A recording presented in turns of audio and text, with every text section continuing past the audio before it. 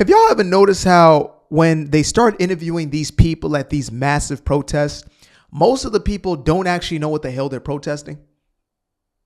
That never just passed by as just maybe just a thought to say, well, I mean, these people by the hundreds of thousands, they're out there, they're standing up for what they believe in. And then you ask them what they believe in and they don't know what the hell they believe in.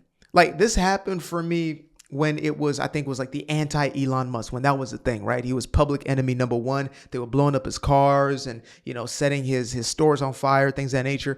And they would go to these like no oligarchs, no cacatocracies or whatever the hell.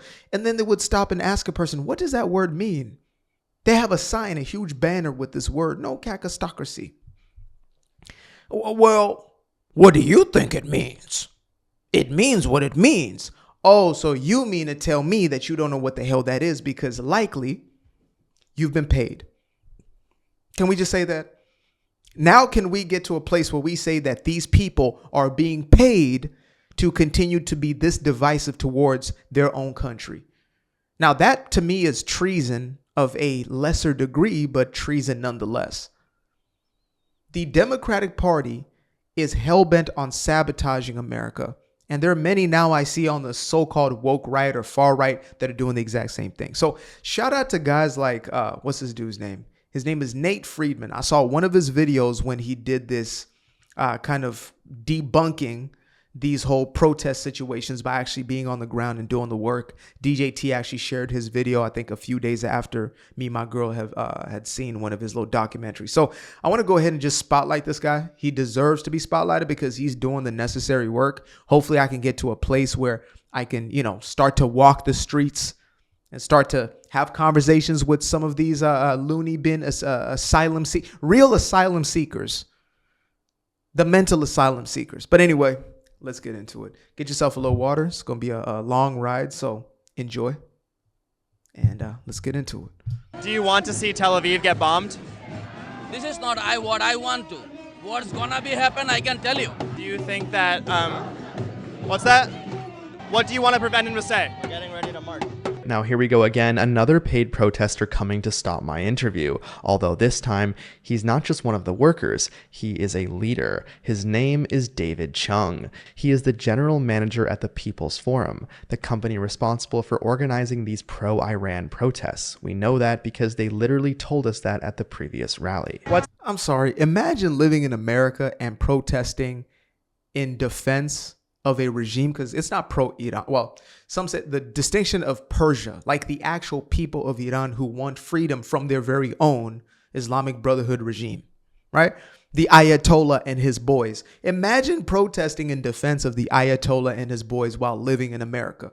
You have to have a different level of disdain for your own country and possibly a free lunch. The best way that people can get involved into organizing the protest?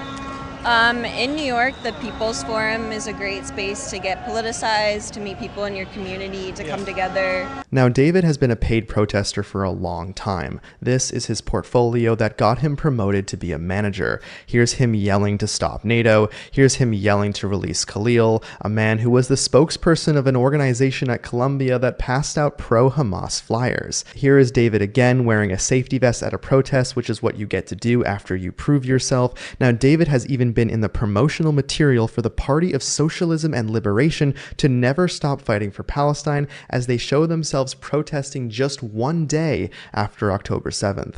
Now, just looking at the People's Forum on Glassdoor, I got to do a separate video about that. I'm going to do a video on October 8th. What the hell happened? How was the reaction so fast and the narrative already being created if not paid for by malicious actors? I'm just going to leave that there for right now. I just had to address that, but it is curious that on October 7th, there is the invasion and attack on Israel. And October 8th, you have pro-Palestine activists. Just going to leave that there. Interesting. Seems managers get paid between $60,000 to $90,000 a year, and you've just seen what they do with their time. And it's not as if all these protests take place on the weekend either. If you look on their X, they are constantly posting their protests that take place during the work week. You might even see some familiar faces on their X feed. But all of this isn't about just some manager at a company. This goes all the way to DC. Here is David with Rashida Tlaib. Now, Tlaib is a congresswoman who has called for the abolishment of police. She's also promised to, quote, impeach that mother when referring to Trump. She showcases the Palestine flag outside her office, and yes, there's a bit of irony in this picture when you see which flag is also there. And this is a glimpse of Tlaib's district. Does this look like the United States to you? Chickens for Chick-fil-A. That's what she got going on. Chickens for Chick-fil-A.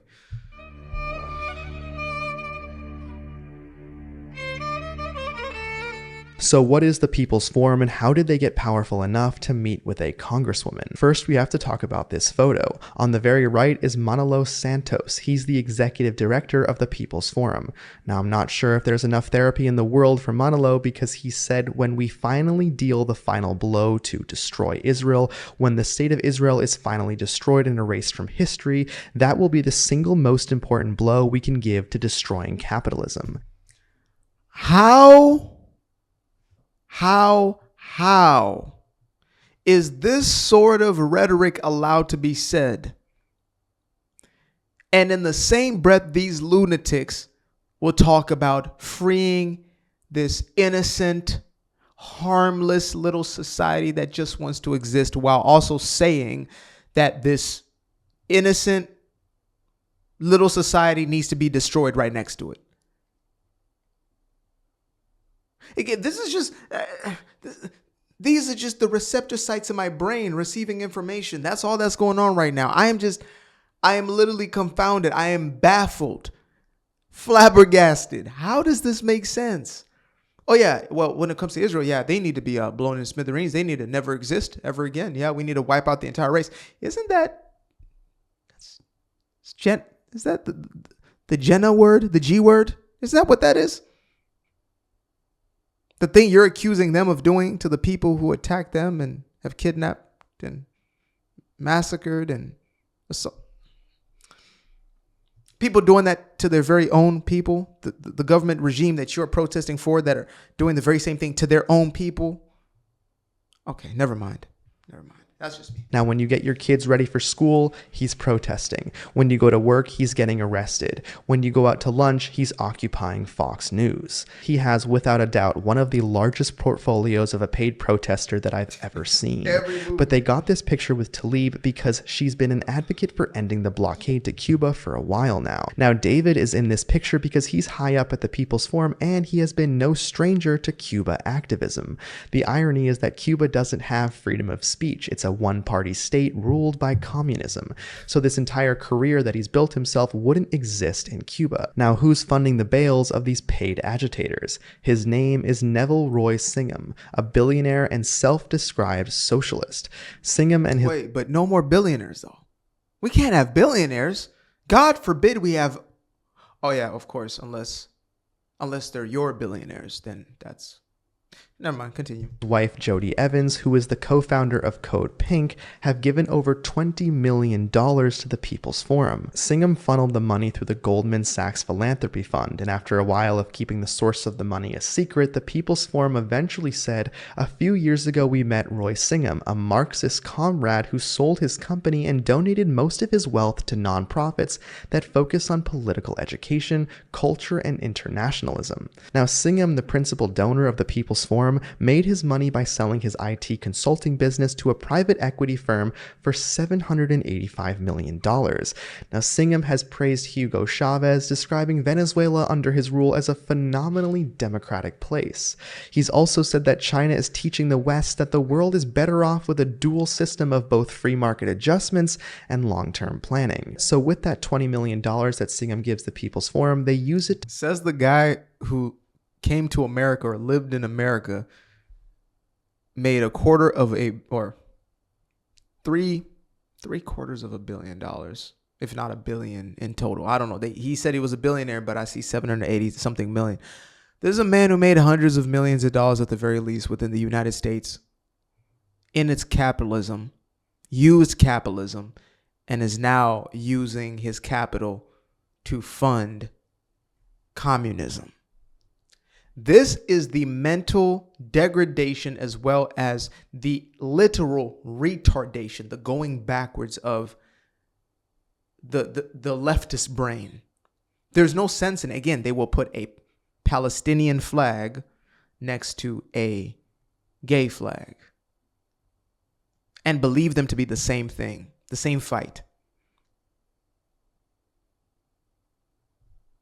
Host classes on Marxism. They essentially serve as a protest incubator for other nonprofits. In April of 2024, more than 100 activists from ongoing anti-Israel protests on Columbia University's campus met with members of the People's Forum in their Manhattan office just hours before protesters occupied Columbia's Hamilton Hall. So Singham, along with Soros, is one of the biggest funders of anti-America protests.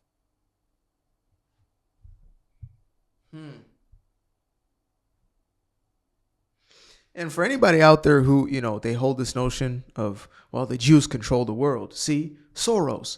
Soros is Jewish, I believe, by ethnicity. The man hates Jews, hates Israel, hates everything about the Western world, even though he made billions of dollars in the Western world. Actually had to move out west in order to create his wealth in a free market capitalistic country. But anyway, he hates the entire idea. He loves control. I don't even know if the old man's still alive. I think Alex might be running things at this point. But nevertheless, point is this. Yeah, there are people out there who have it out to destroy what we have. And my belief is this, especially when you hear about these, said billionaires who are fighting for communism and things of that nature. I believe it is simply a ploy for even greater power and influence. If they can pay their way into a communistic system, they know that it's the best for power. There is no system. And we've seen corruption in America, but we haven't seen corruption. Like, we know corruption, but we don't know corruption. When you have a full-blown socialist regime, there is nothing but these are the types of regimes where you will have soldiers walking down a street, perhaps a leader of this nation, the dictator of this nation, point to a series of stores and say, seize, seize, seize. And all of a sudden, your little business, government owned. When they seize the means of production, that's exactly what they mean. So what I believe is going on at like a global scale, and what we're not understanding is that there is a full-blown war of the Western ideology, which promotes freedom, individual freedoms, as well as collective freedoms. And you have totalitarian control. And I forgot who I was listening to, but they were explaining how the system we have right now is the rarest sort of system you could actually ask for. It's incredible when you really think about it. Most of history has not been like the American experiment or what you see in, like what's happening in Argentina right now, what you're seeing in El Salvador, etc., where you can see the power of one leader to shift into true, republic democratic views from socialism to capitalism. The incredible shift that may take place. What America is going from a monarchy to a republic. It's going from monarchy into a predominantly free trading state where the king's hand is not in your pocket 24/7. Now it's, of course, IRS, but that's another conversation. When you have a government that can literally seize everything on the basis of its own rights to do so, and the people have opted into that, that is absolute power. And what better way than to, push ideas like Islam, its doctrine. I'm not just speaking of, this is the thing that gets conflated, is, oh, you're just talking about every single Muslim family. No, I said Islam, the doctrine. Let's talk about it. Total and absolute control, total and absolute dominion. It necessitates absolute dominion in order for it to get to its end goal. Now, you could look at Christianity, and it says that every ear will hear, right? If you look at this doctrine, every ear will hear the word. It doesn't say destroy every single non-Christian and, essentially we will usher in the new age. We will usher in Jesus' return. That's not what it says in that Quran. There needs to be absolute chaos. There needs to be absolute destruction of the Western world. It must fall, and Sharia law must be the only law. That's that doctrine. So what better way for these power-hungry megalomaniacs to usurp that power in order to continue to make themselves even more powerful? It's not about giving you anything. Somebody who's telling you that they're going to give you everything for nothing has something in mind for you. Every single one of us, even the most charitable individual, wants something. You want reputation. You want to feel like a good person. You want people to think you're a good person, which is social acceptance, social approval, validation, those type of things. You want something out of the situation, and that's a God-honest truth. And when we know what you want, it is far easier to deal with you. Trump, he wants a reputation of being beloved by the people. That's something I can actually get down with. So he's going to do things in accordance to that. Let me keep your promises. Well, what do you want? Let me keep the promise of the thing you want. Like a good business person. What do you want? Okay, I'll sell you what you want. When you have somebody who comes in and sells this, idea that Ayn Rand was fighting for so long, which is altruism, this lie that you can create a society where, the greater good is the whole. It's everybody, and you're nothing.